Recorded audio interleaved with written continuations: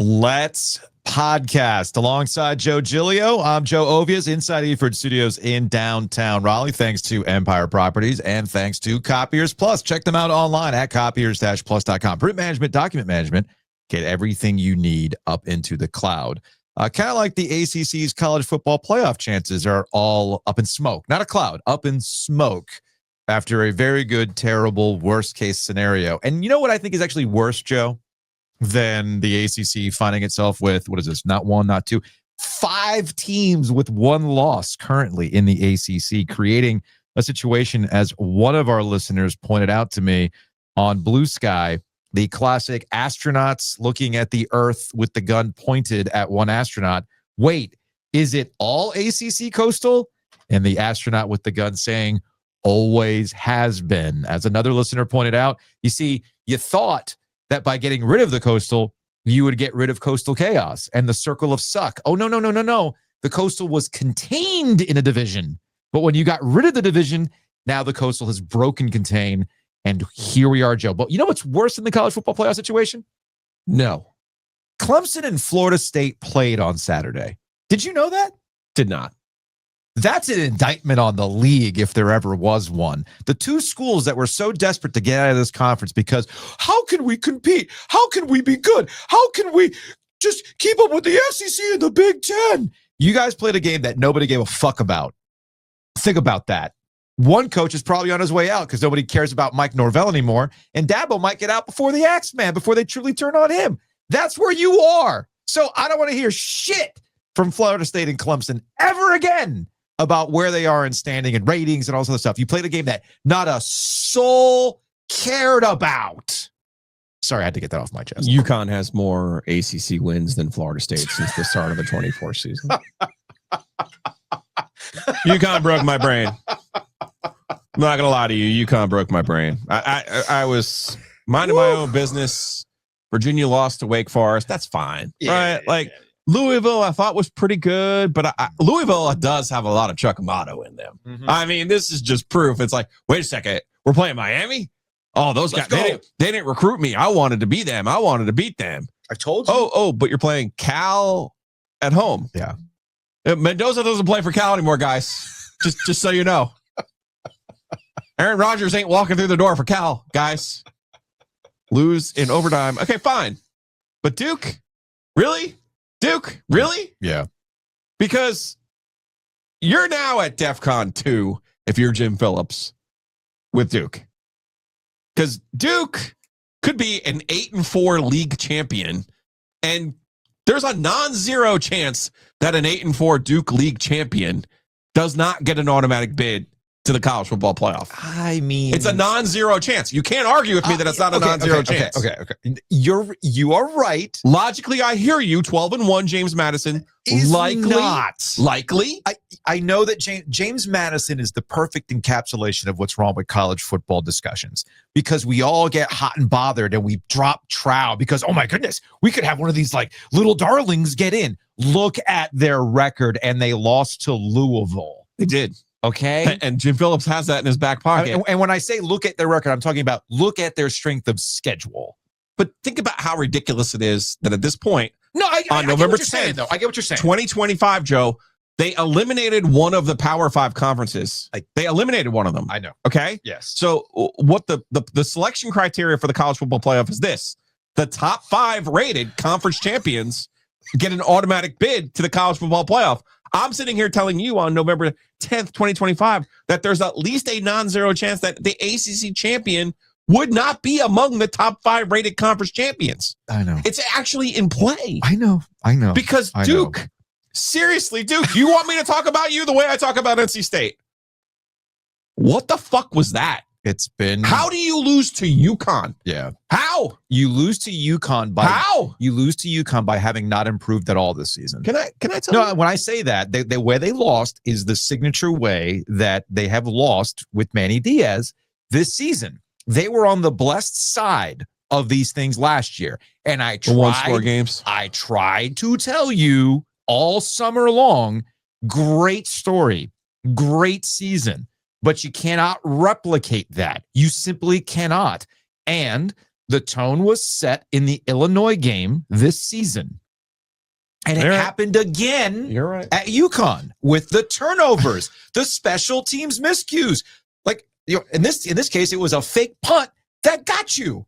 And then the interceptions early that, look, say they got 6 points out of those early on, and then the fumble. It's like, come on, guys. I hear what you're saying. Ultimately, though, UConn did to Duke what Duke did to Clemson 2 weeks ago. Sure. 8 plays, 75 yards, down 5 points. They have a 4th and 5 conversion.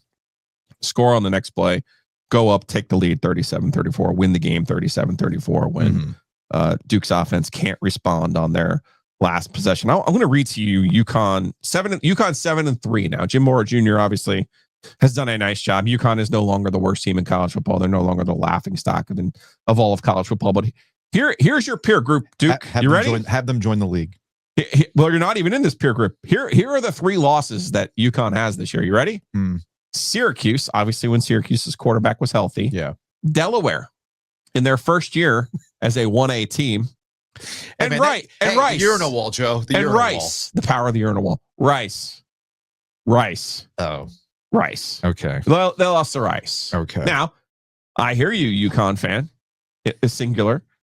All 3 of those games were in overtime, Giglio. Yes, they were. I hear you. Yeah. But no, Duke. No. Here's the crazy thing, Joe. You mentioned there's 5 one-loss ACC teams. 4 of them, by the way, are former Coastal members. The 5th is SMU, who was never in a league with division. So we can probably just assume they would have been a Coastal edition, right? Duke now close at 4-1, right? Duke now closes with Virginia, at Carolina, and Wake. If they were to win those football games, they would still have a clear path to the ACC championship. They would still have a clear path. Joe, what in the world? You got Georgia Tech, Virginia, Pitt, SMU, all 5-1. Here's the craziest thing. The only teams from that group who have played each other so far, Georgia Tech and Duke. Yeah. The only ones who will play each other so what are you're Georgia Tech and Pitt. So what? So what you're saying is it can get dumber? Oh. It's head-to-head. Yes. So we know that for Georgia Tech, Duke. We would know that for Duke, Virginia. Yeah. We'll know that for Georgia Tech, Pitt. Then there's the group record. Since none of them really play each other, it gets a little crazy. But then we start getting into common opponents. Oh, boy. Dave Doran. Ooh. Dave Doran could have a role here. Yeah. Because remember, Pitt beat the shit at NC State. However, and so did Duke. Georgia Tech did not. Yeah. And then you got the Virginia game in there that didn't count. And then there is a Virginia win by NC State that does not count towards it. Virginia, by the way, closes at Duke and with Virginia Tech. I'll tell you who the real winner was this weekend. Who was the winner this Joe weekend? Ovies. I don't know why you guys look at schedules and chalk shit up. Something crazy always happens. You're right. Well, True words have never been spoken. It's funny you mentioned that because as you're going through the tiebreakers, I was going, figuring out the My Hockey Tournament's tiebreaker rules this weekend. Because like the kids, the goal differential, I hope. The goal, please. So the kids were like asking me because we lose our first 2 games, but then I introduced the kids to the idea of the circle of suck. Yeah, I had one kid go, "Excuse me," I'm sorry, what? Like, no, hear me out. It's the thing. Piedmont beat us. We beat New Jersey. New Jersey beat Piedmont. That creates the circle of suck, dropping everybody to 1 and 2 in our group. So here's what happens. Score some freaking goals. There we go. And they beat New Jersey 7-0 to put us in the championship game. And then they ended up winning 1-0. There we go. Shout out to... see that? Where's your medal? Yeah, put it right here. Nice. Little champion. Little congressional cup. Look, yeah. Joe. The real My Hockey rankings are the friends we made along the way. There you go. Okay. That's the true story. So I thought going through the My Hockey rankings tiebreakers was kind of breaking my brain. Leave it to the ACC to find new ways to do this. But you know what? This is bad for the... No, this is just straight up bad. No, it's terrible for the ACC. But you know who the real winner is? Phillips and... You know who the real winner is? Let's go to the sports zone, shall we? 919 444 2211. Call the OG Sports phone and curse or don't. We're sitting here talking about the ramifications for Virginia, but who beat Virginia? Them Demon Deacons. Yes. Giglio, just wanted to ask if you guys, I know that you know Triangle Good, but have you heard of Triad Great? Because my Wake Forest Demon Deacons just came up and knocked off UVA in Charlottesville last night on the way back down to North Carolina now. And I just wanted to say I think we found out that UVA was shaky. UNC kind of proved that a couple of weeks ago. They've been flying by the skin of their britches for, about 6-7 weeks now. I think without Chandler Morris, clearly there's not much to their offense. So, anyways, just wanted to say, I know you guys never talk about Wake Forest, so just wanted to insert that into the combo. Thanks. A lot of credit goes to Jeff Dickert. There's a transition or point Jake. here. Or Jake. That's how much I respect Wake Forest. That's how much I respect them. That's how much No, but you show respect by showing by no respect. calling By him calling him Jeff Jeff Disdelic. Yep. You're absolutely right about that. Absolutely right. Our radio people told us that you take away those runs and we outscored them by 19. So I'll get his name right eventually. You got it. Triad Great. They lost to Florida State 42-7. Not the point. Not the sir. point. Not the point. Not And the they point. lost to the Wolves on your home field. So stop with your great. No. They're all part of the Triangle Good. Here's the thing about Wake Forest and Jake Dickert. You know me with J names, man. I'm terrible. Any really names in general. We've spent so much time talking about Carolina and Bill Belichick. And, well, it takes time. Bill Belichick's got to build his culture. And we all kind of, with Jake Dickert, kind of rolled our eyes with the whole, built in the darkness, thing. We talked to him in the summertime. We got to catch up with him again at some point this year. They had nothing. You want to talk about an actual rebuild and a guy who was hired a week after, because Belichick and the crew and Mike Lombardi keep talking about, well, we got hired in December and, we blah, blah, excuse. Wake Forest is in a similar situation and they don't have the same amount of money or investment that was put into that program. And also you want to talk about a cult, like Carolina's coming from a position of, all right, you got tired of Mac Brown and you're going for the moon shot with Bill Belichick. You got money. They had to completely change their identity from the Dave Clawson era and how they had, as you like to say, build a better mousetrap. Mm-hmm. And they had with Grobe and they did with Dave Clawson, but the game had changed and it was, and clearly you could not do that anymore. So they had to make the change and you go with Jake Dickert. The fact that they're already bowl eligible. 6-3, 3-3. They are the team that Carolina thought they were going to be this year. Take advantage of their schedule, winning some close home games that they could, being really tough out at home, by the way. Yes. They've been really good at home. Yes. That's kind of the surprising part of them winning at Virginia. I get quarterback issues for the Wahoos aside. Wake's been outstanding down in Winston-Salem this year. And that also now sets up for Carolina what we've all been waiting for. The season has been leading to this. It all comes back to Triangle Good. And we have 3 straight weekends of After Darks on deck now. Because Saturday is shaping up to be a very, very interesting weekend in Triangle football.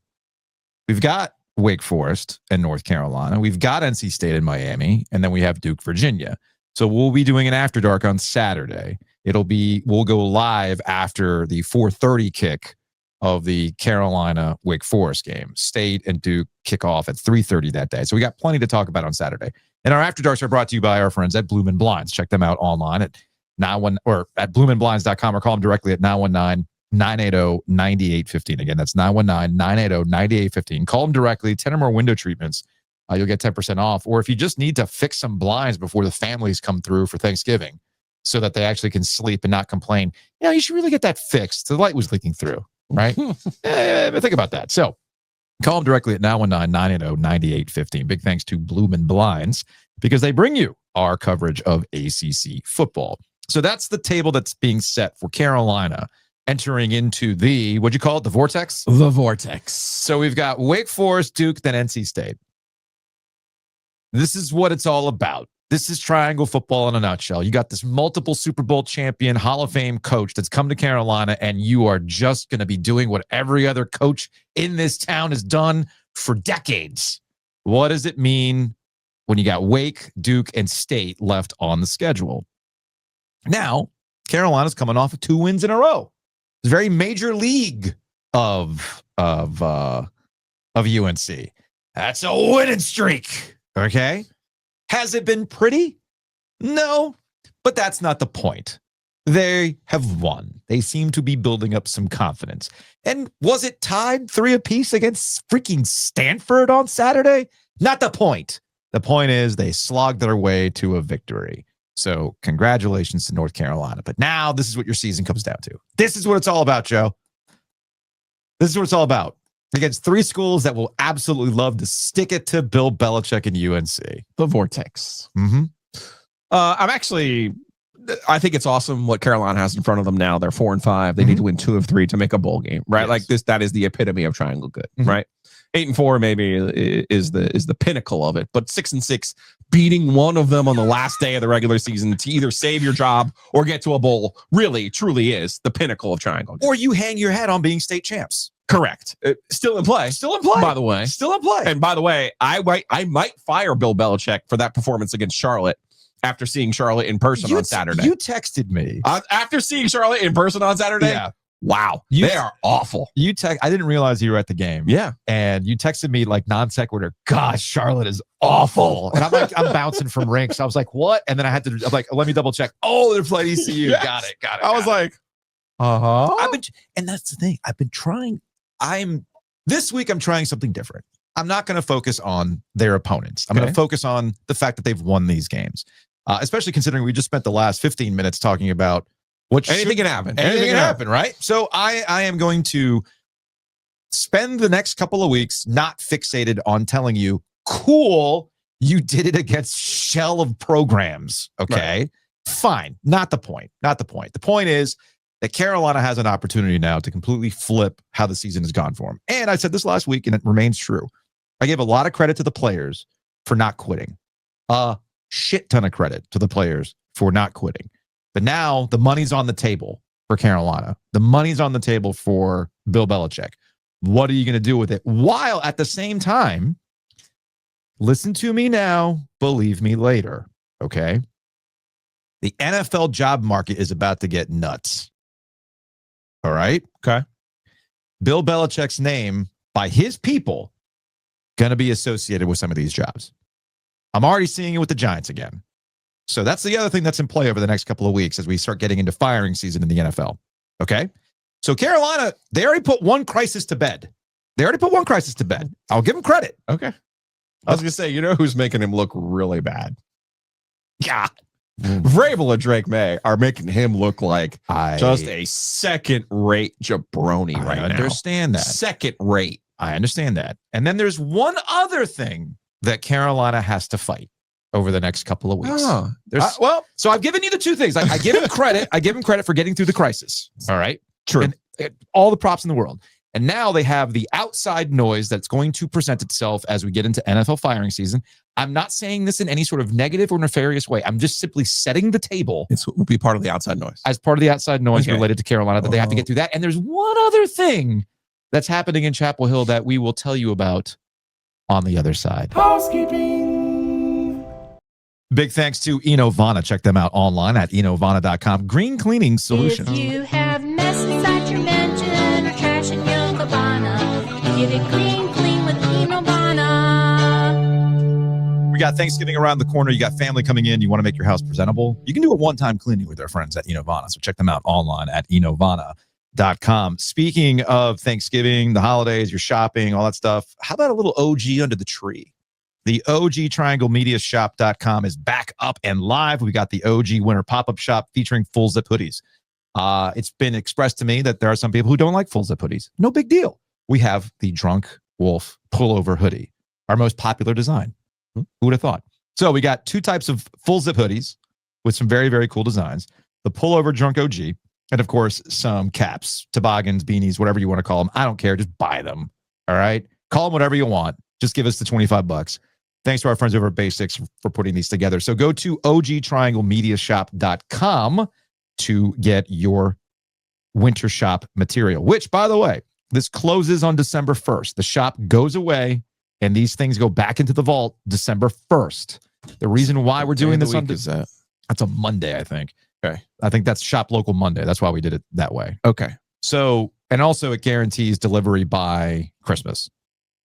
Guaranteed delivery by Christmas, which means you get a little OG under the tree. Big thanks to our guy, Matt Davis, over at State Farm. Check him out online at insuregarner.com or call him directly at 919-779-8277. You're like, Joe, man, look, times are a little, I get it. You're watching your money. Maybe you don't have $60 lying around for an OG full zip hoodie. I get that. So if you're concerned about your finances and you're looking for ways to save money, when's the last time you thought about your home and auto? How much money could you be saving? Well, this is why you need a conversation with our guy, Matt Davis. InsureGarner.com. He can also help you with financial planning as well to get you through over the next couple of years. 919-779-8277. Big thanks to our guys at Roback. Check them out online at roback.com. Use that promo code OG20. I was at Caleb's Enloe Marching Band Percussion and Battery dinner last night, end of season dinner last night. And one of the younger gentlemen that helps out with the marching band, I guess, realized that, oh crap, I know that face. Where do I know that face? So as I'm saying something to Caleb, I look in the corner of in the corner of my eye, I see somebody look. I see my face on a screen, and this gentleman was putting two and two together. Like, wait a minute, I knew it. You know what he was wearing? A Roback quarter zip. Nice. The Utes love the Roback. Yeah, they do. So how do you not? Use that promo code. I actually meant to tell him. I didn't have a chance to say, hey man, appreciate you listening or watching the clips. Have you used the promo code since you are decked out in Roback? OG20. OG20. Make sure it happens. By the way, I used the fleece today. This morning because it was super, super cold this morning. Yeah. Dude, that thing is warm.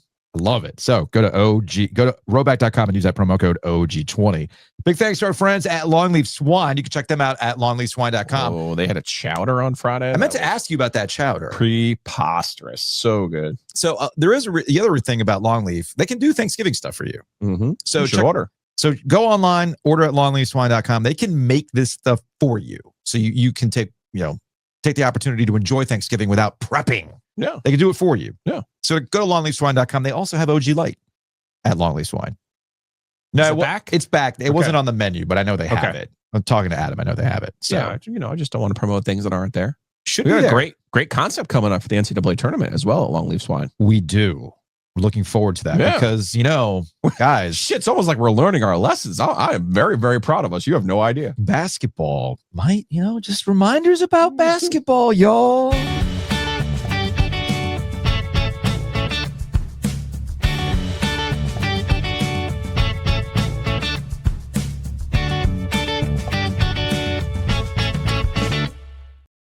So before we hit housekeeping, I did a classic sports talk radio tease. We'll tell you the other thing that Bill Belichick has to contend with the rest of the season. And I think it all came to fruition on Friday night in Chapel Hill at the Smith Center, Joe. I will use this sports phone call to kind of set the table. Man, I woke up this morning still in the glow of that UNC Kansas game.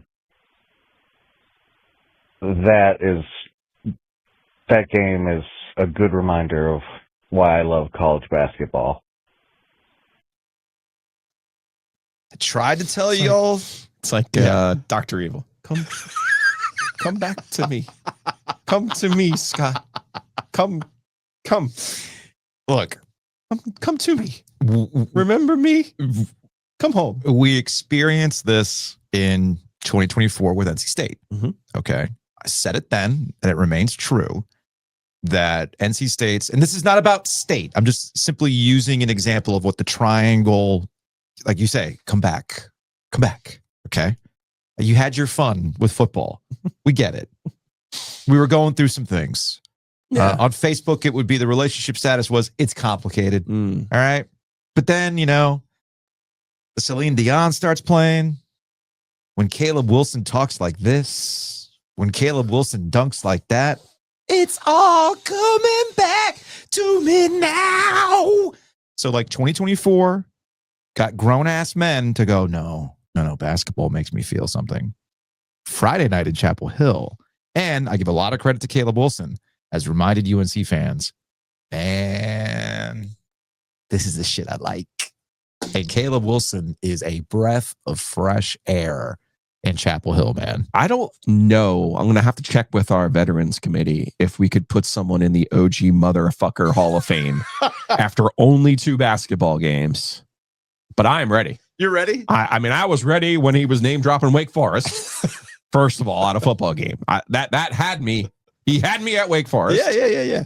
And now this clip from Vashti from Carolina Blitz, like, are you being serious right now? So He changes the lock screen on his phone. Wait, what? So this can't be real. So the context for this clip is that Jeff Goodman at Field of 68 and others have the context here is that this upcoming season or this season of basketball that we're now in is freshman focused. Yes.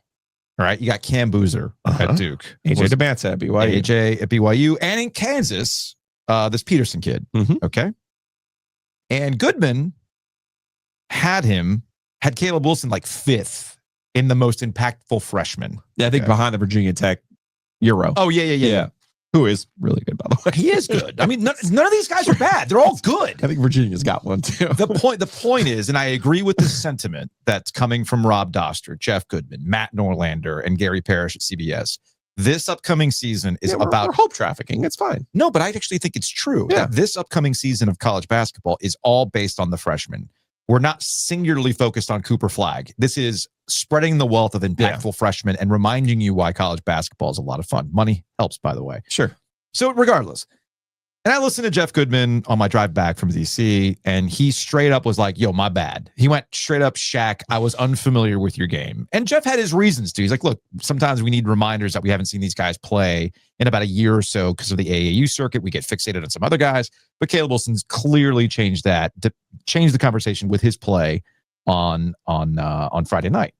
So Vashti, Carolina Blitz, got this clip that we're going to play for you, which is fantastic. I think it sets a aggressive tone like we're here. Like, me personally, I feel like I've been disrespected in polls and things like that. People telling me I'm not a top 3 freshman in the ACC, so I'm just going to keep going out here and killing people. I got a list on my phone, and it's nowhere near done, so it's just going to keep happening. How many people on the list or things on the list? It's a list every game. People think I joke when I say I put stuff in my wallpaper for my phone, but I put stuff on my wallpaper before I play to make sure I'm pissed. What was on your wallpaper today? My wallpaper today was my feeling after the McDonald's All-American game when I didn't touch the ball. So, and Darren Peterson was on my team. So that was my wallpaper. So this was real personal. Yeah. Yes, please. In my veins. Hey, man, look, I've said this before, and this is a reminder, and Caleb Wilson is a reminder. We worry about the Utes, man. No. Caleb Wilson's just the latest example of, you know what? Kids are going to be okay. They'll be all right. They're going to be just fine. That's the McDonald's game. I love it. Well, because it was Peterson. But what? What? I love it. The other thing about Carolina on Friday night, and you see Caleb Wilson's play, before we get into some things that have come out from that game and what happened on Sunday with Seth Trimble, and what could something to watch for Carolina as the season progresses, right? Caleb Wilson is exactly what I have been begging Carolina to have ever since Hubert Davis took over the program from Roy Williams. And I don't mean this in any way, shape, or form as a slight to Armando Bacot or RJ Davis. However, I was adamant then, and I'm being proven correct now, that the program needed a hard reset. And the lingering dynamics of Armando Bacot and RJ Davis and Caleb Love, blah, blah, blah, blah, blah, bogged it down. They never could truly become whatever it was that Hubert did. Now, Hubert has some role in this too. I am not in any way, shape, or form absolving Hubert Davis. There was a lot of modernization that they were dragged kicking and screaming to, but you're seeing it now. This is the reset, getting dudes that have no weird legacy stuff, no like Carolina people loving that you're here because you actually stayed 4 years or whatever it is. Or 5. Or 5 or 6 or 7, right? No. As you like to say, Carolina has to be reminded, you know, you got a history of motherfuckers at this program. Yeah. And that's how you get to be where you're at. And Caleb Wilson is that dude, man. He is that dude. And it's refreshing to see it. Let's go back to the sports phone from a 919. Listen, OG Podcast. I love you boys. I listen every day. I'm just leaving the Dean Smith Center for the Kansas and Carolina game tonight. And when I say Carolina was belt to ass on Kansas in that second half, it was incredible. That, my friend, is how the Smith Center is supposed to feel when Carolina plays basketball. It was electric. Sold out. Everybody was hyped. And we showed up. I haven't felt like this in probably 7 or 8 years. To see a Carolina team come out, even been down at halftime the way that we were, I didn't necessarily feel like we were going to lose the game. So just having a confident and competent basketball team, I haven't felt like this in a long time, and I'm going to enjoy it. And not to mention, Kansas has owned Carolina for the past 20-something years. I read somewhere where Carolina hasn't beaten Kansas since November of 2002. In fact, I think one of you guys shared that on a previous show this week, that Matt Doherty was the last coach to do that. So I have a son. He's 9 years old. He's never seen Carolina beat Kansas. So tonight was just so special, and we enjoy it. Go Hills. Belt to ass. Belt to ass. Curse broken. We ain't worried about Kansas no more. Curse broken. So happy to see it. Roy couldn't do it, but Hubert got it done, man. I'm happy, man. Hubert lives another day, man. I'm just happy for Hubert. I can't tell you. I know I'm on a tangent right now, but go Hills, man. It feels good to be a Carolina fan tonight. You guys keep doing what y'all doing. We love y'all.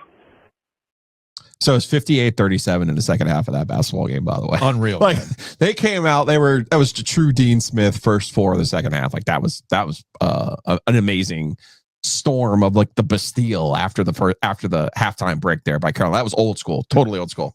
Talked about this with Alex Nunnally on Thursday, and big shouts to Alex. That's the first time he's ever done anything like this. Yeah, I didn't realize that was his first time. So it's really good. Big props, really good. But we talked Alex. about how this was a must win for Carolina for this specific reason. Mm-hmm.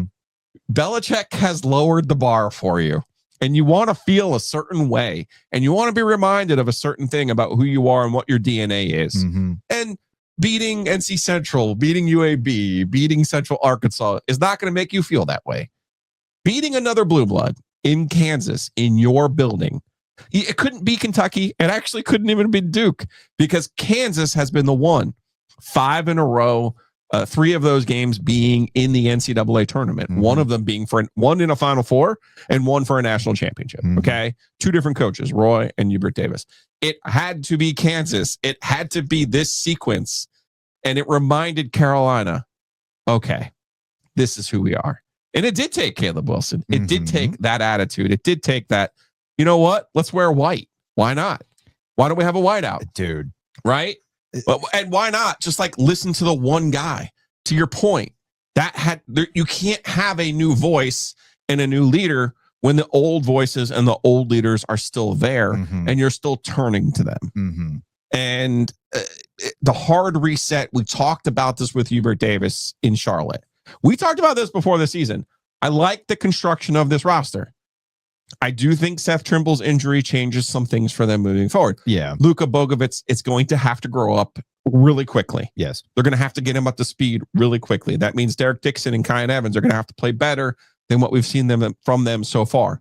If Seth, who sounds like he broke a bone in his wrist, they don't have a timetable for for him. It happened in surgery. Yeah, it happened in practice. This is from let me go ahead and pull it up from the Twitter account, from Carolina's basketball Twitter account.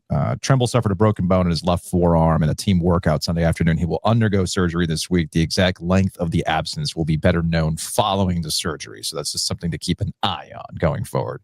And I said this on Thursday. Trimble was really their best player down the stretch last year. Mm-hmm. He was set to transition this year to a tertiary role, which is good because you still need an older player to have those kind of moments. He had 17 points on Friday night, by the way. Yes. It wasn't like he was invisible or anything, but this team clearly runs through Caleb Wilson. Then you got Henry Visar, who is like this traditional 5. And God, it's so good to see Carolina with size. Yes. Like it truly is. The only thing we're missing is that Raymond Felton, Ty Lawson head coach a point guard. That's what we're missing with this group. If you want all the feels, that's what we're missing. That's it. So the thing about Caleb Wilson is that, so I watched the game at a brewery just outside Haymarket in Virginia. and the sound wasn't on, but I could tell through the screen how that place was losing its shit in the second half. He's honest. He's on the floor. He's diving for balls. He's all over the place. Without sound and watching at a bar, you could tell just how that dude has a motor that this team needs and feeds off of. I don't think the wideout I think the wideout thing, you can make too much of it, okay? You can make too much of it. Carolina, I get it. They got their corporate sponsors. I thought Hubert made the right amount of it. Yeah. He said, hey, the kid had an idea. Why not? So here, for those who are like, wait, what are you talking about? So last week, Caleb Wilson, because he's very vocal and he has no problems talking. He's like, on the social media. We got this freaking game on Friday night. It's against Kansas. Man, I love it. Wideout sounds cool. And like Carolina's social media account, I don't know who the social media account manager is. Basically was like, yeah, guys, wear whatever you want because we have this Verizon sponsor that we got to do. And they got dunked on so badly on social media because people are gravitating to Caleb Wilson and just how badly they've wanted a kid like this to actually have some hunger, okay, that they relented. They're like, oh, okay, fine, I guess we'll do this. And yeah, this is from Trayvon over at WTVD. And here's Hubert Davis talking about the whiteout thing. Basketball wise, but he's such a genuine, nice person. I mean, he was handing out, telling people to come to the game at the pit this afternoon. We had a whiteout because Caleb went on social media and says, I want a whiteout. It's the first whiteout I've ever had in 14 years here. And we had a freshman just say, we're having a whiteout, and the whole 22,000 showed up in white. I'm just like, okay. And I really believe this. If he ran for student body president, he would win. And he's only been here 3 months. To me, again, I'm trying to... But look at his wonder. Right. Because you got to remember, Hubert is Carolina basketball, okay? Carolina used to not let the freshmen talk. Yes. Dean Smith wouldn't let the freshmen talk until they played a game. Is that what the rule was? Yeah. And then even then it was like, no. Make sure you talk to, make sure you talk to Jimmy Black. Don't talk to that Jordan kid. Talk to Jimmy Black. Okay. Yes. Think of these things. So he knows this. So he's kind of marveling through that prism of, I know what Carolina basketball used to be, and look at this kid. What a breath of fresh air, but also look at the power of social media. Honestly, Jordan Hudson couldn't draw this thing up any better if she wanted to. No. Carolina got complacent. Hard stop. Got complacent. They started and this happens at every program. It happens at every institution. You start to believe your own bullshit. Okay. It catches up to you if you don't have people behind the scenes pushing you. Okay. And sometimes nothing happens. Like you like to say, nothing in the triangle happens in a vacuum. And it's not lost. It should not be lost on people that the transition from Coach K to John Scheyer has ultimately been seamless. And then Will Wade comes to town. You see this energy that has galvanized NC State fans. Carolina could not afford to remain complacent. Carolina could not afford to go through the motions. Carolina could not just go, well, we're Carolina. No. And again, to repeat myself, this is not an indictment on Armando Bacot or RJ Davis or any of those guys that have stuck around for a long time. You needed somebody who was hungry, who didn't give a shit about any of the other stuff and just wants to go there and win. And he happens to be doing it in your uniform, and it's hyped people up. So please tell me where I was wrong about it. Oh no, you weren't. You know where I wasn't wrong either. This once again proves the axiom: if something good can happen to Carolina, it will. You want to know why? Why? I saw the list of demands from AJ DeBance's family. Oh, yes. They were preposterous, Joe. Yes. They were preposterous because I said to all of the people I know at Carolina, you get what? You don't have $7 million to give to AJ DeBanca? Right. And they were like, it was not about the money, Joe. Nope. And then they showed me the list. Okay. So they missed out on AJ DeBanca. And then I remember at the time, our friend JC Zemble saying to me, I think they overpaid for Caleb Wilson, which I heard the number was 4. Okay. They're like, no, I think they overpaid because they panicked because they didn't get DeBanca. Well, guess what? It was worth every single penny that they paid to get Caleb Wilson. And I couldn't have predicted this one, but if something good can happen to Carolina, it will. Now, we'll see how this plays out with the backcourt. To get back to that, Seth Trimble, Kyan Evans, and Luka Bogovats. We're going with like a TZ on the end. Yeah, Bogovats. 4 points on 1 of 14 shooting in the first half. Can't do that. Second half, though, they were on fire, right? They combined for 13 of 20 shooting, 30 points, 5 assists, 1 turnover. Well, everything looks better when the ball goes through the basket. Second half was amazing. Thank you, Roy Williams, who was there recovering from knee surgery. I didn't realize he had knee surgery. Got a kiss there for Hubert. So I love it. I love it. This is something we talked about with Brendan Marks from The Athletic last week. I think the front court will take care of itself, as evidenced by what we saw on Friday night. It's what will the backcourt look like? Who is going to step up? I know Brendan's opinion is that Luka's going to be the guy that'll eventually be that person. Kyan Evans, I like, because I think he makes the right basketball plays. Okay. But you still got to be able to shoot. Yeah. And shout out to Shelby Swanson over the news at Observer, because she had a hell of a paragraph with about the first half. Shelby gets it. I love Shelby. And she's like, you could hear the keyboards clacking in the first half about, okay, you got bigger, but where's the shooting? I've been telling you, where's the shooting? You overpaid for this lineup, blah, blah, blah, blah, blah, blah, blah. I get it. But it's also, the first week of the season. Let's see how this stuff plays out. That's going to be something to watch as the season goes on, moving forward. But it also makes it important to have the Kansas game now in your back pocket. Yes. Remember last year, all the Q1 losses, all the almost this, that, almost that, horseshoes and hand grenades, the whole thing. Now you have this in your back pocket. You get Michigan State, you get Kentucky. Obviously, their schedule is set up. Ohio State, their schedule is set up where they're going to have more chances. We know this, but you got to get a couple of them and put them in the bank. I think they did this. Hopefully, all goes right with Trimble. He comes back by the end of January. That would be middle of January, end of January, right? You miss a month, you miss 6 weeks, whatever it is.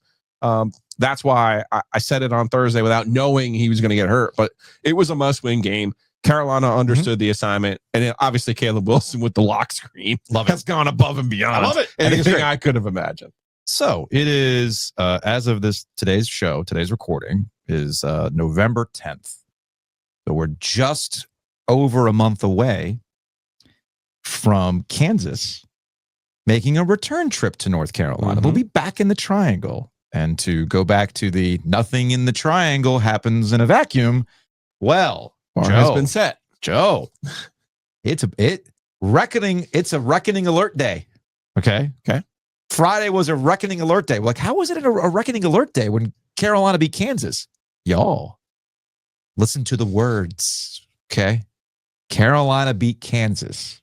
Will Wade has promised a reckoning. Carolina and NC State, metrics-wise, are about the same and expected to have very similar seasons. And who has a better season will be done in the margins, along with head-to-head.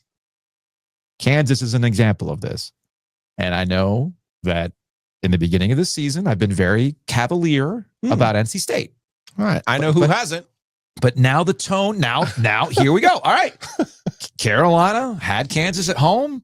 And as the caller said, belt to ass. You're promising a reckoning. So we are already at threat level midnight for a reckoning alert day. It's at level 83. Okay. For that Kansas game. Oh, for that Kansas game, it'll be at level 83. I'm calling it now. I've looked at the models, the spaghetti models. Okay. I'm driving around in my Civic with the radar, and it's telling me that December 13th is level 83 reckoning alert day, Joe. I know there's other games in between. Not the point. I know Auburn's on the schedule and all that kind of stuff. I wasn't talking about me, by the way, who's been holding them to a different standard. Well, I was talking about the basketball coach himself. What? I saw a 94-70 win over UAB on Friday night. Lo and behold, what's his the comments from after the game.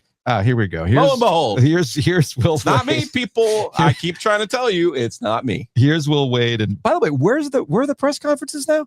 They're in. Didn't I show you where we were that day? Oh, you're in the loading dock. So it's there's there. a room. There's like a nook back there. It's bizarre. It's not great. It is what it is, man. But you know what? More concerts. Here's Will Wade after the win over UAB. Tell me if you can hear the difference between Joe Giglio and Will Wade. Yeah, we got to guard the damn ball. Like, our defenders have to guard the ball one-on-one. We gave up 44 points in the paint tonight. All right, now luckily they shot 4 of 25 from 3. But we just got blown by. Started subbing guys out as they got blown by. Like, we got to be able to sit down and guard the ball and our gap help gets too extended, and we got to sit in the gaps and rake at the ball and not let them just straight line drive us to the paint. It was 44-44 in the paint. We did a good job, conversely, getting in the paint. But when they get in the paint, that's how they get 17 offensive rebounds. So our guards have to be able to guard the ball, and then our guards have to be able to rebound down. I mean, giving up 17 offensive rebounds, we didn't crack down with the guards. That's not going to work. That's not going to work either. But we've got to be able to guard the ball. And we've been working on that in practice, but we just got whipped middle. And other teams are going to see that and do that. And we can't give up that level of dribble penetration if we want to be a great team. And that's something that we're going to certainly have to improve on. And look, we gave up some stuff at the end of the press as well. I think, I thought Musa was phenomenal tonight. I mean, he really saved us. Ben wasn't as aggressive after he got those fouls, and that hurt us at the end of the press. And I thought Musa was phenomenal. But we've got to be able to guard the ball one-on-one. At some point, you got to be able to sit down and guard the guy in front of you and keep his ass out of the paint. And if you can't do that, we got to go find somebody who can. See, you hear Will Wade's voice. I hear Des Kitchings. Yeah, but that's Jim Harbaugh. What do you know?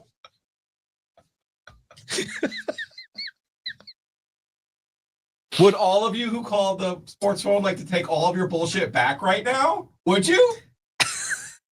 Because that sounded a lot like, you gave up 80 points to South Carolina in an exhibition game. You only did that 4 times against McNeese. No. It sounded very, very similar to me. But Joe, no, so here's the thing.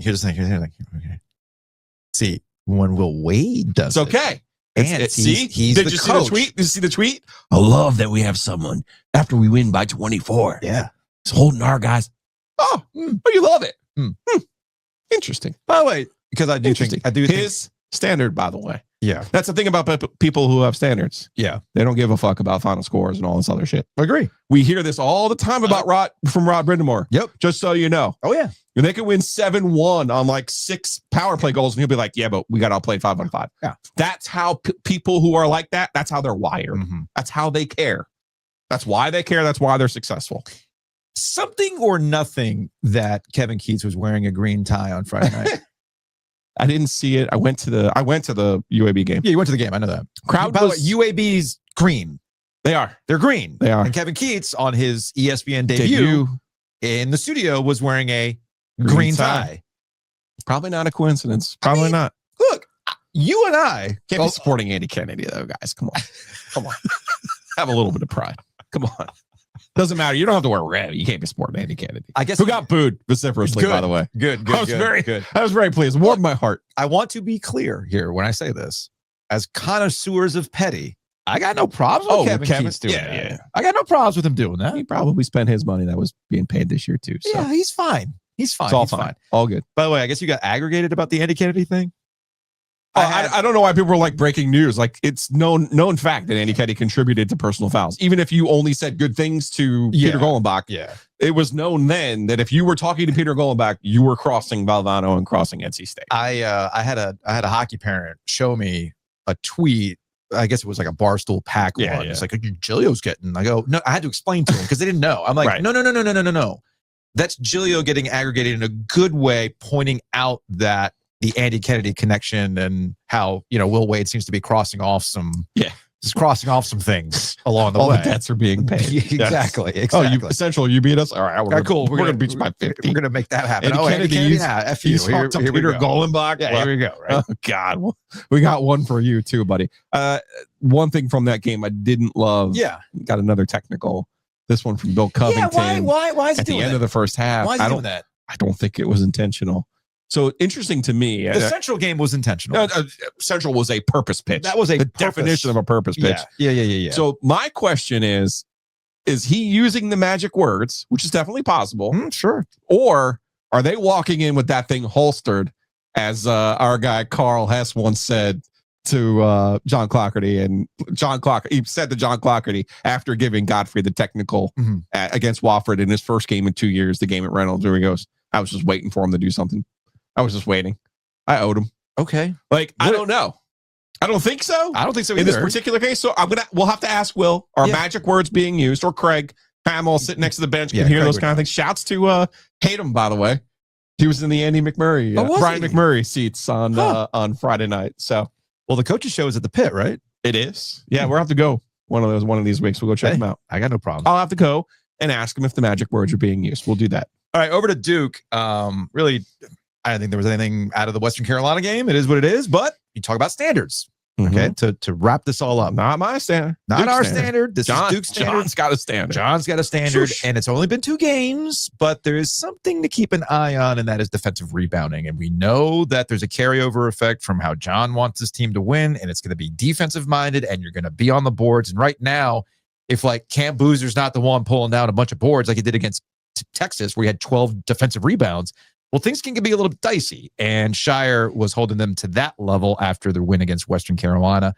Ethan Hyman over at the News and Observer had pulled this audio. I can't get the video, so I'm just going to play the audio. Give them credit because they had a bunch of offensive rebounds, and that's 2 games in a row. I'm not happy with our defensive rebounding.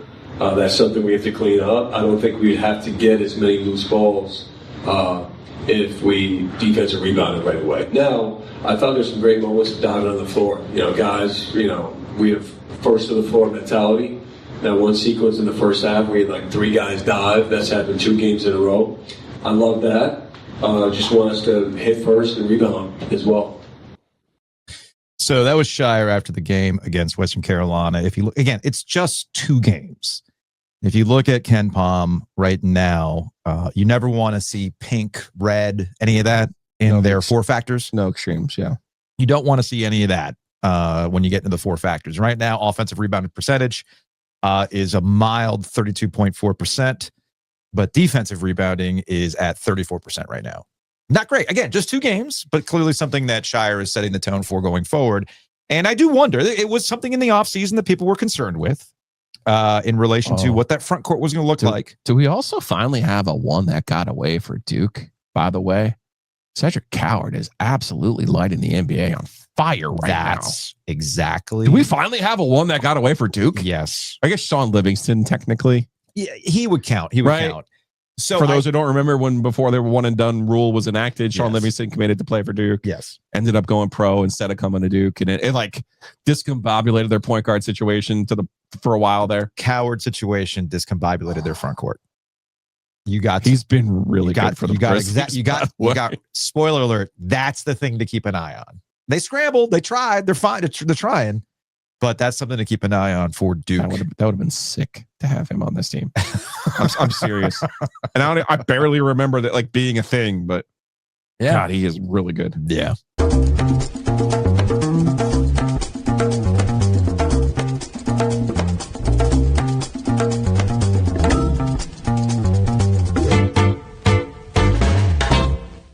But speaking of the NBA, are you on the Coward train on DraftKings? Well, he's on my fantasy team. I drafted him. Oh, well, perfect. This is how I know he's been off to a good start for the Grizz. All your favorite NBA players are back. DraftKings Sportsbook, an official sports betting partner of the NBA, is the place to bet on NBA stars this season. And new customers, if you bet just $5 and you do that, you'll get 3 months of NBA League Pass. Plus, you'll score $300 if your bet wins, paid in bonus bets. Maybe you want to use those bonus bets for, I love a parlay like this. Love hurts, right? Love hurts tonight in the NFL. Oh, Green Bay versus Philly. Oh, hurts. I get it. Love hurts. Love hurts. I like that. Get it? Get it? Back these star QBs to ball out through the air and on the ground on Monday Night Football. Jordan Love, 260 plus passing yards and rush yards. Jalen Hurts, 240 plus passing yards and rush yards. I love that. I love that for a parlay. Maybe you're so down on the Carolina Panthers that you're just like, you know what? Screw you guys. I don't love you anymore after what you did to us this weekend. Just over it. With the Carolina Panthers playing the Atlanta Falcons this upcoming week. Falcons, by the way, at home, 3.5-point favorites against the Panthers. Something tells me that would have been different if the Panthers actually did the thing against the Saints this past Sunday, which we'll get to here in a little bit. So yeah, look, DraftKings has all sorts of great stuff, including fun parlays for Monday Night Football, looking ahead for the Carolina Panthers. And again, the NBA, with all your NBA favorite players back. And DraftKings, as an official sports betting partner of the NBA, the place to bet on NBA stars this season. So here's what you do. Download the DraftKings Sportsbook app. Use that promo code OG25. Again, that's OG25. You bet $5. You'll get 3 months of NBA League Pass plus $300 in bonus bets if your bet wins. Again, promo code OG25. Bet $5. You're going to get 3 months of League Pass. And if your bet wins, you get $300 paid in bonus bets.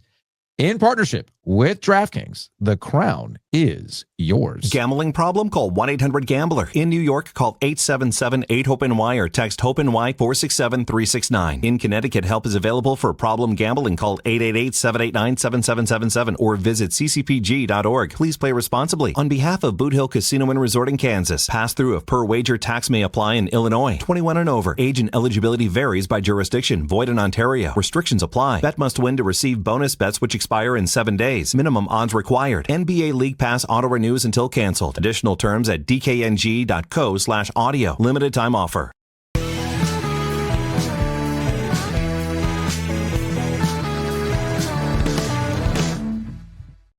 Big thanks to our friends at Miller Lending, Gordon Miller and the crew. Check them out online at millerlending.com/the-OG or call them directly at 919-447-3377.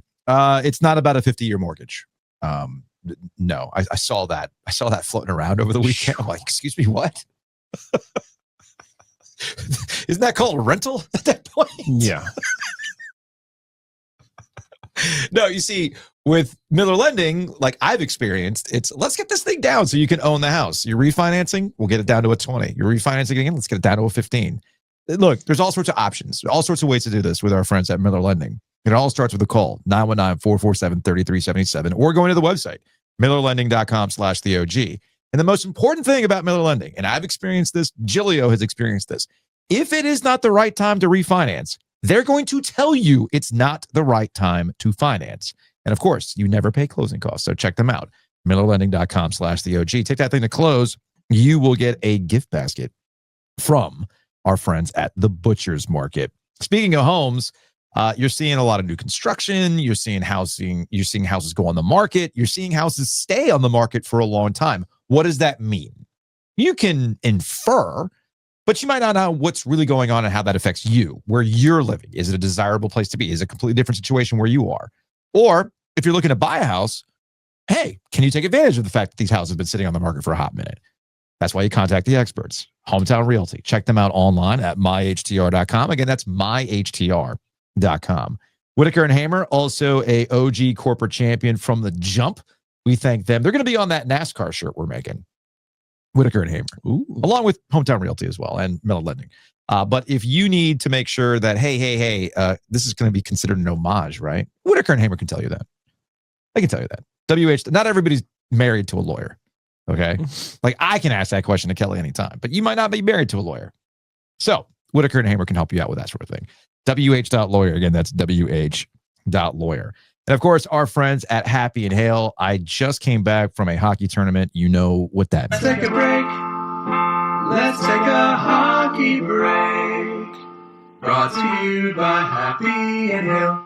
So Tim Healy, who's the head coach of the NC State Ice Pack, he's also a junior Canes coach as well. I had made him realize that tournament weekends consist of brown food. Brown food. You go to a tournament, you're out of town, you're just getting fried stuff. It's pretty much what and I will admit that my weekend's diet consisted of French fries and tater tots. In DC? Because we spent most of the time in a hotel. It was a very compacted Not even like schedule. a wing? Can't mix Oh, in a I got wing? wings. I got wings. I got these Old Bay butter wings at this brewery out in Haymarket. But again, Joe, it's brown. It's fair. Old Bay butter. Okay. Just saying. I also had pizza too. You just wish they had a Happy and Hale in do. DC or Delaware. Yes. Or so I could anywhere actually else. mix in some green, man. Yeah, get a little love. So that's me today. I'm going back to the green after a weekend of brown food.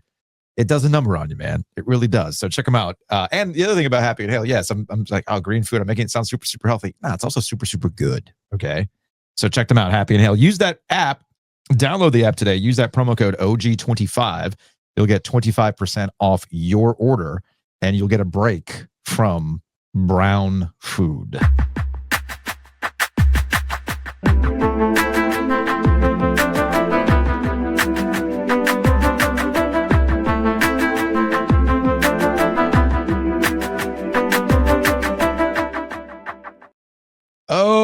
Carolina Panthers.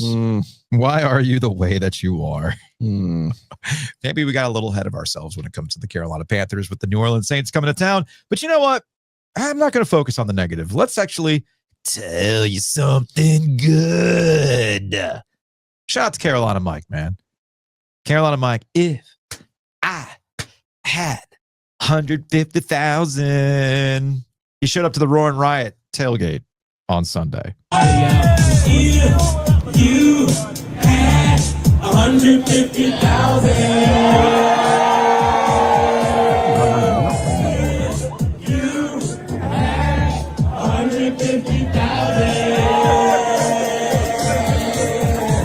Now, I'm not sure if my friend Jake Failing, who is the in-stadium PA guy, he's like the in-house entertainment guy.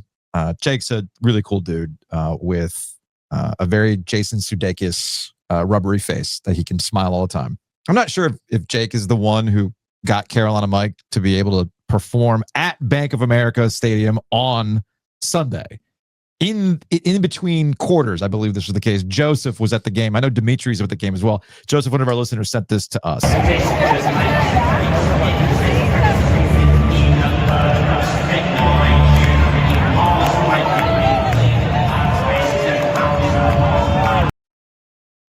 That, friends, that is how you go organically viral.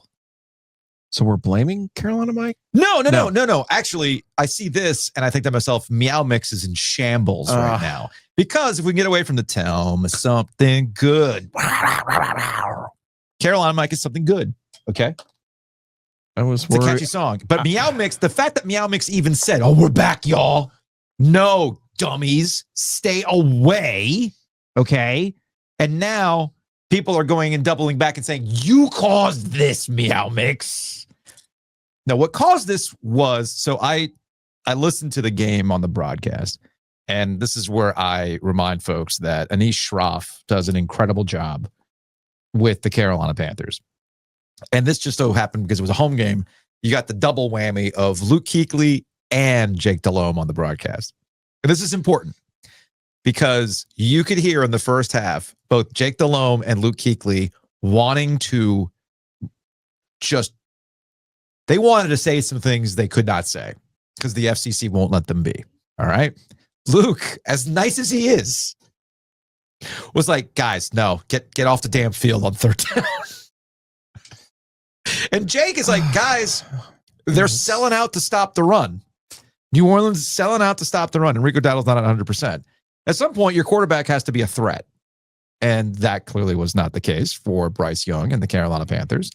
And I guess Jordan Love and the game plan that Dave Canales gets a lot of credit for. You can stop Jordan Love. You can keep the ball away from him and count on Jordan Love to make some mistakes like he did in windy conditions. But apparently Tyler Shuck, I mean, how do you stop that guy, Joe? How do you stop Tyler Shuck? I want to put this one on the offense, though. I mean, I'm with you on that. First drive, 12 plays, 67 yards, touchdown. Yeah. 5.6 yards per play. The next 10 drives, 38 plays, 108 total yards, less than 3 yards per play against a New Orleans team that, quite frankly, is not good. They're not good. They're not good. I worried about this on Thursday on the program where I said, can the Panthers handle the word should? Mm-hmm. We know NC State is allergic to the word should. It's a tough one because you had everybody doubting you. You had everybody telling you stink. You go to Green Bay, you win a game that's inspires some people. Now all of a sudden you're feeling good. Maybe sucking your own popsicle. And all of a sudden you realize, the things that worked one week, they don't carry over to the next week. From our friends over at WFNZ in Charlotte. Figured you'd appreciate this stat. The Panthers have now lost 11 straight games as a favorite. A streak that goes back to 2021. Last one as a favorite, week 3, 2021 at Houston. The one that got them to 3-0. So that's where the Carolina Panthers are. To your point, the should. We're also at the point with the Carolina Panthers and Bryce Young if you're going to be the guy, because I don't want to make this about Bryce Young. And I know the Carolina Panthers on Sunday, most of the comments coming out of the locker room were very much trying to make it not about Bryce Young. Yeah. They were talking about not being able to get in the rhythm and everything else. The New Orleans Saints did not respect Bryce Young at all. At all. That should tell you something. And at some point, your overall number one QB, the guy who you have to see, is he is he the guy? And you've gone out there and you've tried to put some good pieces around him. Can he go out there and help you win a game rather than just being a decent game manager? And he had a very forgettable game. He's been having forgettable games and wins. You can justify that as part of the machine, part of the rhythm, running and defense. But the first half was bad in that they couldn't get off the field and they allowed explosive plays on third down to get New Orleans to, a 10-7 lead at half. All right. Mm-hmm. And 7-0 after the first drive. I'm not saying the game's over. It just seems like a great start. And even at halftime, the game was not over. It was one of these things where if the Panthers could just clean some stuff up, they should be able to beat the Saints. But in order to do that, you got to move the ball. And that's where things really became a problem for the Panthers, in that Bryce Young, when it was on him, couldn't get anything going. And shockingly, most of the OG Sports phone calls that came in after the game were related to QB1. 919 444 2211. Call the OG Sports phone and curse or don't. Honestly, I think a lot of Panthers fans should go visit Nature's Relief after a weekend like that. Hit them up, chill out, pop a gummy before you watch the games. Give yourself about 45 minutes after you take that gummy, and then just chill while you watch the Panthers disappoint you, because that's what they're here to do. So check out Nature's Relief online, naturesreliefhempstore.com. They will deliver. You never have to leave your house to get some goodies from our friends at Nature's Relief. All right, let's go to the Panthers. This is from a 619. All right. It's been about 6 hours since the Panthers game ended. Initially, I was very upset. I think Bryce Young had one of his worst games of his career, not because statistically it was that bad, but because it was the Saints that were 1-8 coming in. But then I started thinking about it. It was the Panthers' first true trap game in probably 8 years, which should say something. I mean, it's the NFL. There's only 32 teams. They're all full of, NFL talent. So all it takes is a spark, which the Saints got pretty early, so credit to them. But the Eagles lost to a now 2-8 Giants team with a rookie quarterback, and they bounced back pretty easily. So I'm not saying Bryce Young is Jalen Hurts, but I do think that the Panthers are a comparable style of football team, so I think they can bounce back. I don't know, maybe this shuts them down for the rest of the year and they finish with 5 wins, which would still be as good as last year, and it's only November, so I can't complain too much. But 1, I don't think Bryce Young is the future, but 2, I do think he's good enough in a game where they get to run the ball for them to win 8-9 games, and I think they can bounce back from this. I don't know. It's whatever at this point. It's all cash money. They're still 500, so go Pack. Go Panthers. Whatever. I've been drinking. Now, look, that's a very rational way of looking at it, but I think the caller hit on the biggest problem for the Panthers and Bryce Young.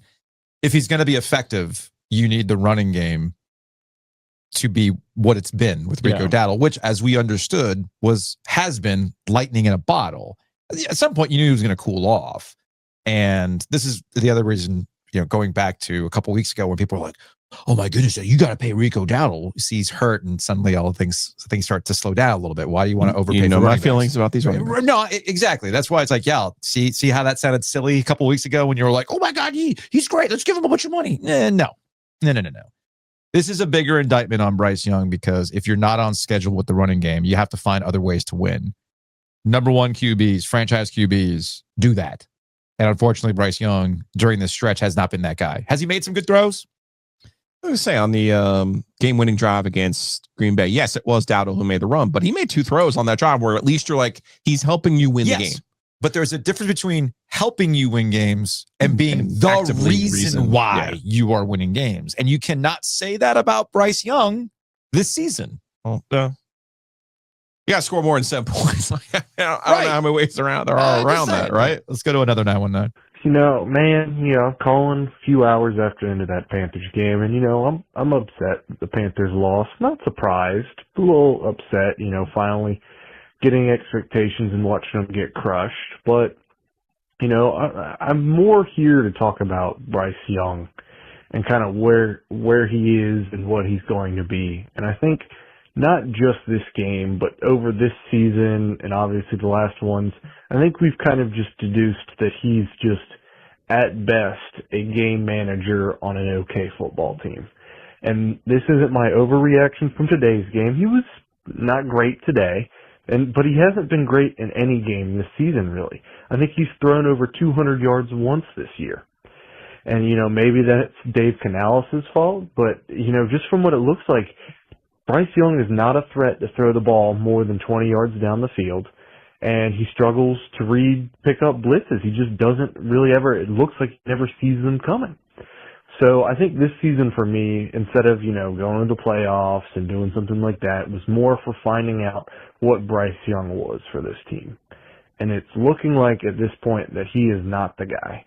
And, you may not get the opportunity to, move on to another guy this upcoming year because you're not going to have a top draft pick. I mean, you're 5-5 right now. You're sitting right around 16. All right. That's probably not going to be good enough to get you your next franchise QB. So I'm just, it's not a great spot to be if you want to move on from Bryce and, draft a rookie, but that's a whole nother mess to worry about when the season's over. But, kind of just my feelings about the Panthers QB situation, and, you'll have a good day. The interesting thing about going out and finding another QB in the draft, this is not the draft to do it. Probably not. And that's okay. You can still get better, because that's the thing about the Panthers. I'm still convinced that the Panthers are not a QB away. I was going to say, from turning things around. Is it the quarterback or is it the coach? Because now look at these last 4 games offensively. Mm-hmm. They beat the Jets. They scored 13 points in the football game. Yeah. Lose to the Bills, scored 9. Yes, Andy Dalton was the quarterback. Beat Green Bay, scored 16 points. Lose to New Orleans, score 7 points. That's not enough to consistently win in the NFL. Mm-hmm. I say this to you because the Colts literally took Daniel Jones, not off the scrap heap, but out of like the morgue. Right. Okay. Right. And now have one of the best records in the AFC. Yeah. Are in position to be the number 1 seed in the AFC with Daniel Jones. Mm-hmm. Look at what Sam Darnold's doing. Look at what Baker Mayfield's doing. Look at what Drake May is doing. Well, put a pin in that. We'll get back to Drake May. Go to another 919. Bryce Young is, respectfully, a bum. We aren't winning anything because of him. We won in Green Bay in spite of him, and we've lost to the shitty-ass New Orleans Saints because of him. Our defensive line also did us no favors either yesterday, which was shocking compared to that Saints offensive line. But he is not doing his check down. He is not getting the ball thrown at a good angle because he's so short. I feel genuinely bad if we're the ones who broke him and he would have been better somewhere else. I'm sorry, Bryce, but it is time to move on ASAP. New quarterback is goal 1 this offseason. It's not going to come from the draft. But the other thing too is, the NFL is this random chaos generator. Like, look at the Bills, right? So we're all mad, understandably. And look, I'm not bringing this up to absolve the Panthers from a should have won game, the trap, not being able to get over on a trap game. Okay, but the Bills, who are a Super Bowl contender with an MVP at quarterback, a true MVP at quarterback, lost to the effing Dolphins. No excuse, man. No excuse. Does Sean McDermott want to be fired for wasting? Because that's where we're kind of headed right now with the Bills. Wasting. Pretty sure we're already there. It remains to be seen. I'm still not completely sold on the Chiefs. But you get my point. So we live in the AFC's there to be won. And it might be the fucking Patriots. Which gets us to that. Are we at a point now, as we're watching Drake May do this with the New England Patriots? Because I know what the NFL people want to make this out to be. Bill Belichick, because he was a bum. Because I know what EEI and the Sports Hub are doing right now. in New England, in the New England area on Boston Sports Talk. They are absolutely using this opportunity like, hey, man, we got Drake Maye. Mike Vrabel's got this thing cooking right now, while Bill Belichick is barely beating Stanford and Syracuse. Okay? To make matters worse, Josh McDaniels is the OC who's in charge of the tutelage of Drake Maye. Yeah. So, and that's a Bill Belichick guy. Mm-hmm. All right. A guy who could not survive seemingly without Bill Belichick. And yet, he seems to be doing just fine now with Drake Maye. So there are two things going on at once here in New England. One is the Bill Belichick referendum. Two is, hey, dumbasses, explain to me again why Drake Maye was not discussed as one of the best QB prospects in that draft 2 years ago. Well, he was the third off the board. But if you go back to our conversations when we were on radio in 2023, I tried to tell people he was there, Phillip Rivers. He's Carolina's Phillip Rivers. He's going to start in the NFL for 15 to 20 years. Mm-hmm. He's that kind of player. Mm-hmm. So he's already potentially surpassing Phillip's ceiling right now. Potentially. I'm going to tell you where he's actually really good.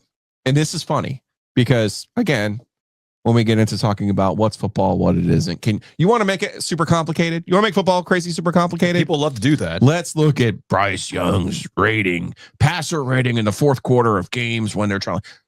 Do you know what Drake Maye is really, really good at? Throwing the ball down the field. Right. Do you know what everyone in the NFL wants to do? Throw the ball down the field. No, they all want to check it down and do this and they want to dump it off and get it out of there. The offensive line sucks, so we got to get it out of my quarterback's hand. But you still need the ability to throw it deep. That's how you can do that. Do you know what the differentiator is? The ability to take shots and hit some home runs. That's what he's been doing. Yes. And with not a great supporting cast, by the way. The kid, the running back from Ole Miss, Ohio State, he looks good. He does. He's been a difference maker for them. But everyone else, Stephon Diggs, are we basing this on a sperm count? Like, where the hell is his renaissance coming from? Right? Like, he looks really good. They got a bunch of other guys. The guy who scored their first touchdown in this game, I think it was his second catch the whole year. Yeah. He's out there outrunning every defense on the planet. So they have a very powerful drug working right now. Confidence. And number two is they take more deep shots than these other teams. Your favorite, Miami. Oh, let's get a jet orbit sweep fake to this guy. Let's go to that guy. Let's dump it off and see if A-Chain can outrun the whole team. Yeah. No. How about this? You go deep and I'll throw it to you. You still need that a bit. Like Josh Allen, with all the things they don't have. Well, Gabe Davis and so they don't take shots because they got a little munchkin in Shakira. Shakira is the only guy that they throw to. Yes. But we know that he has the ability to go deep. All right. And the same thing with Patrick Mahomes as well. Well, he's the classic case of a quarterback who's been neutered. All of these clever two rules have been established because of Patrick Mahomes. True. It's the Mahomes rules. That is true. All right. One more call to the Sports Zone about the Panthers. This is a play in 2 acts. Hey, guys. Closing up a golf shop here in Allegheny County, North Carolina. Watched the Panthers just gag themselves today. But I think it takes us back to where this team is actually at. They have no chance of being a consistent football team as long as Bryce Young's the quarterback, and I've tried. I have really tried, but when it comes down to winning a game against the team that you have to beat, need to beat, and should beat, they can't get it done.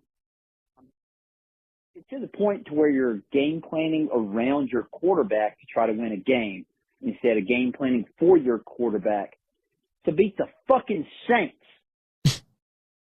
That's where the call abruptly ended. Okay. I was like, okay, cool.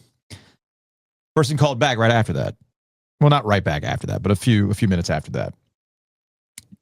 Call continues. Hey guys, Pro Shop guy again. Yeah, I almost got fired for calling the Panthers goddamn cocksuckers. So yeah, they lost me $20 and they almost cost me my job. Story of my life. Please don't get a fire on our account. Don't get fired because of the sports phone, okay?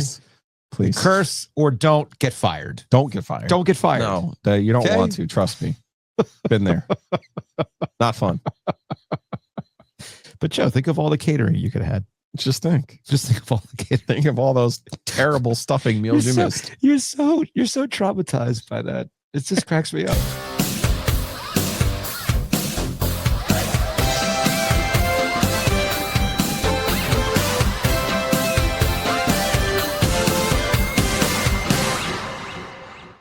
Yeah, so don't traumatize your employees like Giglio apparently has been traumatized by bad holiday catering. Go to the butcher's market. Go to thebutchersmarkets.com and it picks up iPad. No, that's when I took it personal. You want to give me a shitty holiday meal? Dry ass turkey. That's when I took it personal. So treat your employees right. Go to the butcher's market and get the catering done right for the holidays. They can also handle your holiday, like your own personal family holiday as well, right? They got everything that you need. So check them out, thebutchersmarkets.com. You also want to make sure that you get the orders in for the Thanksgiving pies. In fact, I need to do this as well. Same. I think, was the 19th? Is it this week? I got to go back and look. It's soon. It's soon. So I got to do that like at some point today. Maybe while the video is rendering, I can put the order in for the chocolate chip pie, ice cream pie, and of course the pumpkin roll with the cream cheese ice cream. Pumpkin roll is on my list. Yeah, that's definitely on the list. So go to tworoosters.com and you can make sure that you get that stuff for your Thanksgiving and holiday parties. We also have Two Roosters at the arena. Get to Slavin Sunday. Yep. That's honestly the only time you're going to see Slavin. Right? Maybe? Coming back soon anytime? Jacob, you good, bro? Hurt. Not hurt. What's the deal? But you know what the deal is? The Slavin Sunday. It's the best deal in the arena. So go to tworoosters.com. Big thanks to our friends at Mosquito Authority and Pest Authority. I know you're not thinking about mosquitoes right now, but maybe you should think about them next year. They got like misting systems. No, I'm serious. Like, I know. Put this on your list for the spring. You know, get ready for next year. Think about a misting system. Put that on your back deck. And that way you can really keep the mosquitoes away. In the meantime, you get Pest Authority to come out to your house like I did last week for quarterly pest control. For termites. That's they do clutch. termites too. That's clutch too. And of course, no contracts. Pay as you go. Check them out. Bugsbite.com. Again, that's bugsbite.com. And of course, our guy, Chris Brassfield at Brassfield Accounting. Homer, Alaska. Working all through the daylight hours because it never ends in Homer, Alaska, the daylight hours, to make sure that you are financially straight. I was going to say, I almost had to check in with Chris yesterday to calm myself, to check myself. Why? The Hurricanes were chosen as the opponent for the Maple Leafs last night, which is just so happened to coincide with the Hall of Fame, the Hockey Hall of Fame ceremony. Oh, yeah. And why you got to disrespect Rod like that? I said, take the Hurricanes. Then they came through. After our first period. It was an adventure. It was amazing. Their first periods this year have been bonkers. Like, they're awesome. Can we make the whole season out of first periods? Last year it was second period Canes. This year, first period. I just want to make sure everybody's healthy. That's all I care about right now. So did they have to be healthy? Yeah, not really. They just keep winning in the regular season. In the regular Mm. season, it's not about the regular season anymore. It's about the playoffs. Making sure everybody's healthy. Sean Walker, apparently. You're like, yeah, we don't have Jacob Slavin. So what? We got Sean Walker. Sean Walker. Jalen Chatfield. He's at. Yep, I'm good. Let's go. Sean Walker's got more goals than Svetch, doesn't he? Does he? That's not a problem. No, it's not a problem. It's a good thing. It's not a bad thing. Yeah, I don't know about that. It's not a bad thing. Brassfield Accounting is not a bad thing. You need a fractional CFO. Chris Brassfield has you. So go to brassfieldaccounting.com. They have the same. They have the same number of goals? 4 each. Yes. Not good.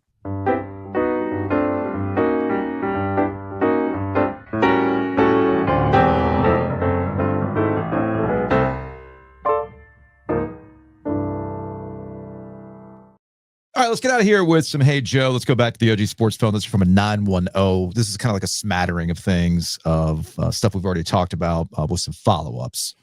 Yeah, I'm just sitting here Saturday morning, drinking my coffee, watching some of the basketball highlights from last night, as one does, and something really stood out to me about the Carolina game last night. It did not click for me during the game. It was probably just too loud. I couldn't focus as much in the bar on Franklin Street. Shout out the Dead Mule. But it just struck me. Joe's advice to Hubert to play two bigs at the same time was fucking gold. Probably probably revolutionizing the game of basketball as we know it. Shout out Joe. Go Heels. By the way, I wonder if Dead Mule would carry OG Light. Okay. Dead Mule's a good spot. I had not been out in Chapel Hill in a minute. Yeah. God, Franklin Street has changed a lot. Yeah, it's pretty crazy. Whoa. It's pretty crazy. And Dead Mule kind of cracks me up because it looks like the house from Up because they've kept that part of the land. It's just a nondescript bar. It's a good bar. They got good food. In fact, for the TCU game, that's where I ended up. I caught up with Sunheim and Evan. I haven't seen Evan Markfield in ages. He was there too. We were hanging out, watching a little bit of the game. But I don't know. If anybody's got a contact at Dead Mule, get some OG Light on tap, I'd be down. Let me know. Let us know. That'd be a good spot to have it. You think he's not what carry it? I know a guy. Can you imagine blue cups? Beer flavored beer. Can you imagine blue cups of OG Light? It's beer flavored beer. That's the good stuff right there. Yeah, they owe me now that I explained to the head coach of North Carolina basketball that, hey, you know. Hey. This is from 540. I have a feeling that this is, I feel this is Ben. Hey guys, it's Ben from Bull City Coordinators calling in with some quick thoughts on that thrilling Duke loss to UConn up in Stores. Just gotta ask myself, hey, other Ben, is that how you blow momentum going into a big game against UVA at home? Yes, it is, other Ben. Yes, it is. Way to be triangle good, guys. It's a lifestyle, guys. It's a lifestyle. All right, let's go to a 919. Man, I'm just sitting here on a Sunday after that just absolute dog shit weekend that the ACC had this weekend with Virginia losing to Wake Forest and Cal upsetting Louisville, and just thinking as a state fan, man, why can't we ever take advantage of the ACC being bad? If you go and look, I guess it's a Dave Dorn thing, but man, back those 2021 season and that 2023 season, and hell, even the last 5 years, the ACC hasn't been good. Why NC State can't put itself in a position in these last 5 years to at least have just gone to the ACC title game is beyond me. With just how bad the ACC is, like they just cannibalize each other, and State just hasn't been able to capitalize on any of it. It's just frustrating sitting here, and I guess this is my frustration with Dave Dorn. I just don't see, how he hasn't done it once, and I don't see him being able to do it again. Because, Duke lost to UConn this weekend, and they're more than likely going to play in the ACC championship. But, State can't do it. It's just frustrating. And I had to make it about NC State, of course, on this bye week when we didn't even play. All right, y'all have a good weekend. I was going to say, are we going to get through this whole program without Dave Jordan catching one stray? The answer? No. Hey, that's why I saved it. That's why I saved that one for Hey Joe. He went on with Andrea and David Hale and was like, I'm going to coach forever. Yeah, I got 4 years left. I saw. I love these guys. Somebody had tagged me. So the movie Heathers. Oh God! I love my dead gay son. I love this team. Yes, that's a movie reference, y'all. Go watch Heathers. It's a great movie. We'll coach forever. I got 4 years left. Yeah, loving every minute of it. Somebody had tagged me in a tweet about that, and it's just like, okay, guys, like, what is he supposed to say to Andrea Adelson and David Hale? What's he supposed to say? Unless he asked David, hey, ask me about retirement, because that's how I stay cooking, which is what I said last week after the Georgia Tech win. Make sure everyone asks you. Everybody asked me about retirement because that's how I stay hot. Okay. It's all part of the foreplay. What's going to happen this week? Are we getting the CJ Bailey explosion game in order to show Miami? Miami has looked like the kid from the Louisville running back. Joe, Miami has looked like such ass. I know. Even in the wins, they look like ass. I know. And just like Louisville, you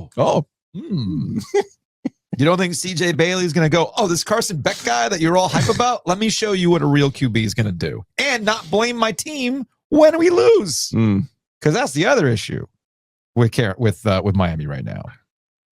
Last kind of makes me hate college football, but I know you're right. Last one. Hey, I've got a bunch of scattered thoughts. I just wanted to say I appreciate what you guys are doing. I'm sure you're not making a fortune, but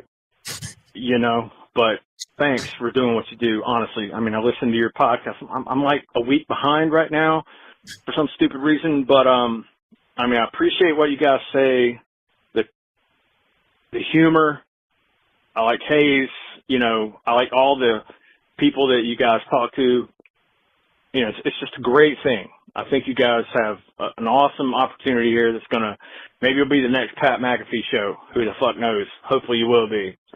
Just want to say thank you for what you're doing. I know $5 a month ain't shit, so maybe I'll come out and give you guys a bottle of brown liquor whenever I do come out and see you guys at the fucking wherever I go to see you guys.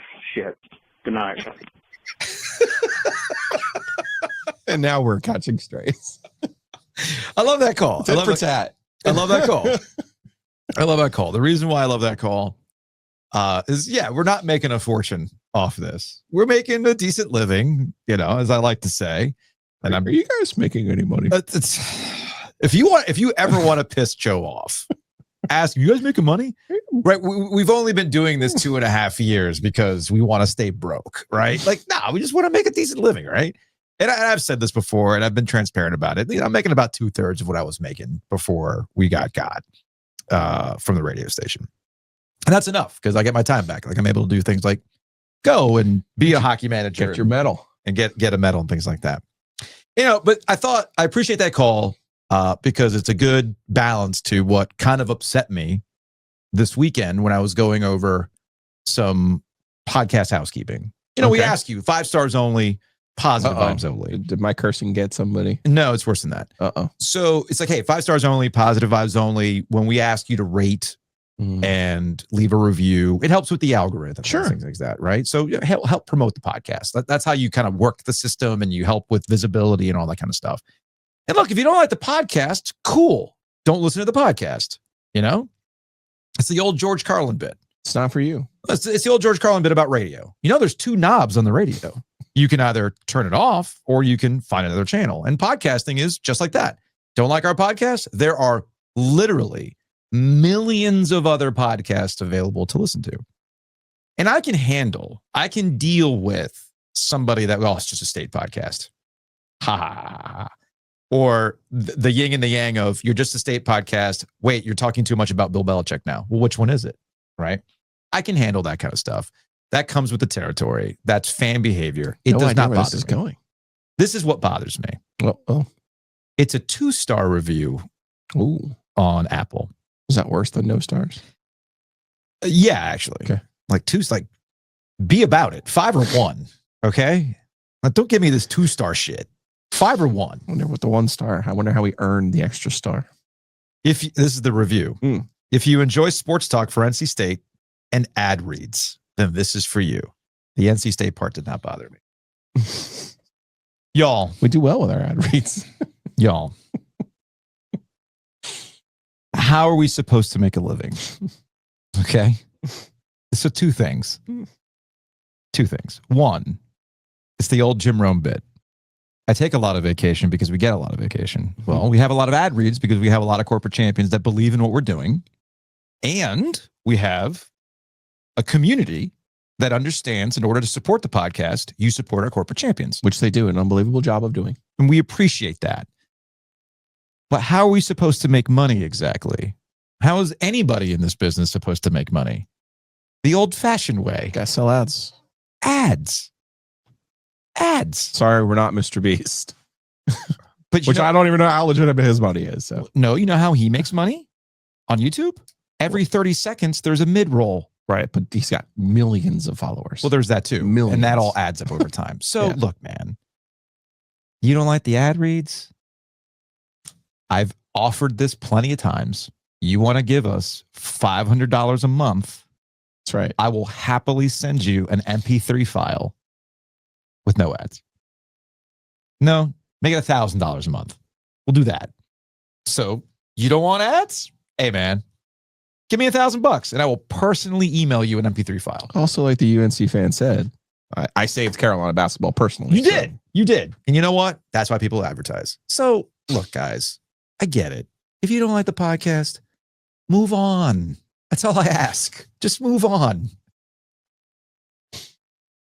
That's going to wrap it up. Appreciate everybody out there that does support the podcast and is giving us 5 stars and leaving us positive reviews. And more importantly, enjoys the ad reads and supports our corporate champions, because we cannot do this without them. So go hit them up, and we'll see you tomorrow.